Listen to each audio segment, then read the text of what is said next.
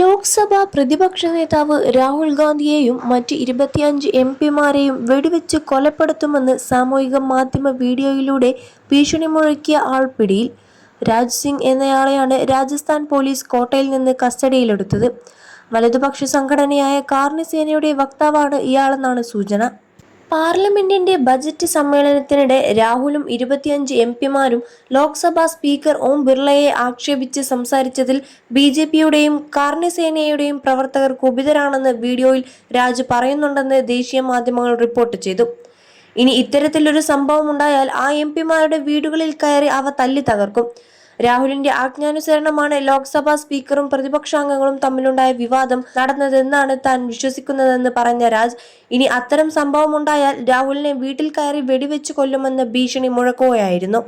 ആ എംപിമാരെ 24 മണിക്കൂറിനകം അറസ്റ്റ് ചെയ്യണമെന്നും അല്ലാത്തപക്ഷം അവരെ ഒന്നിനു പിറകെ ഒന്നായി വെടിവെച്ച് കൊല്ലുമെന്നുമായിരുന്നു ഭീഷണി. തിമിര ശസ്ത്രക്രിയകളും പൂർത്തിയാക്കിയ മലബാറിലെ ഏക കണ്ണാശുപത്രി Al Salama eye hospital, hospital road, Perinthalmanna.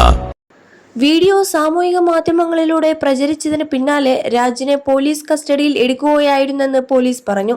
അതേസമയം രാജുമായി ബന്ധമില്ലെന്ന് ബിജെപിയും കർണി സേനയും അറിയിച്ചു. അതോടൊപ്പം KPCC അധ്യക്ഷ സ്ഥാനത്ത് തുടർന്നുകൊണ്ട് സണ്ണി ജോസഫിനെ തെരഞ്ഞെടുപ്പിൽ മത്സരിക്കാൻ അനുമതി.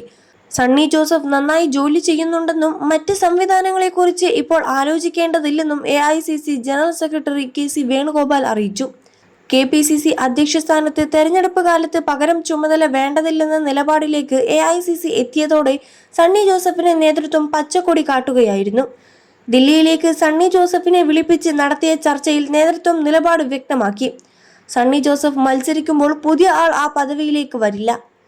പകരം വർക്കിംഗ് പ്രസിഡന്റുമാരിൽ ആരെയെങ്കിലും താൽക്കാലികമായി ചുമതല ഏൽപ്പിക്കും.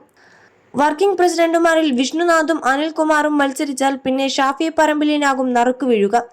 പകരക്കാരിൽ ചർച്ച തുടങ്ങിയപ്പോൾ പലരും അവകാശവാദം ഉന്നയിച്ചിരുന്നു. തർക്കത്തിലേക്ക് പോകേണ്ടെന്ന ജാഗ്രതയും AICC സ്വീകരിച്ചെന്നാണ് വിവരം. തെരഞ്ഞെടുപ്പ് കഴിഞ്ഞ ശേഷം മറ്റു ക്രമീകരണങ്ങൾ വേണമെങ്കിൽ ആലോചിക്കാമെന്നാണ് പാർട്ടി നിലപാടെന്നാണ് KC വേണുഗോപാൽ MP പറയുന്നത്. അതിനിടെ സ്ഥാനാർത്ഥി നിർണയം കഴിവതും വേഗത്തിൽ പൂർത്തിയാക്കുമെന്ന് screening committee chairman Madhusudan Mistry ദില്ലിയിൽ വ്യക്തമാക്കി. സ്ഥാനാർത്ഥി നിർണയത്തിന്റെ ഭാഗമായി മിസ്ത്രി നേതാക്കളെ കാണുന്നത് തുടരുകയാണ്.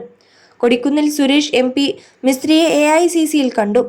MPമാർ മത്സരിക്കേണ്ടെന്നതാണ് സംസ്ഥാന ഘടകത്തിന്റെ നിലപാടെന്നാണ് മധുസൂദനൻ മിസ്ത്രി പറയുന്നത്.